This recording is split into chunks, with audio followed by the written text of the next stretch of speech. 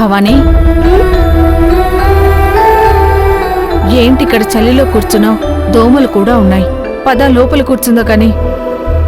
వద్దా ఆంటీ, ఆ officer uncle కోప్పడతాడు. పోనీ నిన్నింటి దగ్గర డ్రాప్ చేసి రానా? లేదా ఆంటీ, అమ్మ బయటకు వచ్చే వరకు నేను ఇక్కడే ఉంటాను. నేను ఇంటికి వెళ్ళను. అమ్మ ఈ రోజు రేపు బయటికి రాదు, ఎల్లుండి గాని బయటికి రాదు. లేదు, అమ్మ బయటకు త్వరగా రావాలి. ఆ ఆఫీసర్ అంకుల్ మంచివాడు కాదు, అందరినీ కొడుతున్నాడు. అమ్మని కూడా కొడితే ఈ రోజు అమ్మ బయటికి రావాలి.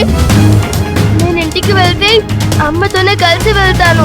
భవానీ, నేను చెప్పింది నువ్వెందుకు అర్థం చేసుకోవడం లేదు? అమ్మ బయటికి రావాలంటే చట్ట ప్రకారంగా బెయిల్ కావాలి. అది వచ్చే వరకు అమ్మ బయటికి రాదు. స్టేషన్కి వచ్చే వాళ్ళకి చట్టం పర్మిషన్ ఇచ్చిందా? మరి చెప్పండి ఆంటీ. అమ్మని అరెస్ట్ చేసింది కూడా చట్ట ప్రకారమే. కోర్టు నుండి ఆర్డర్స్ వచ్చాకే అమ్మని అరెస్ట్ చేశారు.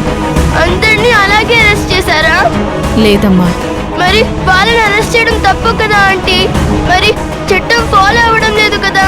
మరి మేమెందుకలా ఫాలో అవ్వాలి? ఆంటీ, మీరైనా అంకుల్ కి చెప్పి అమ్మని విడిపించండి. ఆయన నా పై ఆఫీసర్, నేను చెప్పిన మాట వినడు.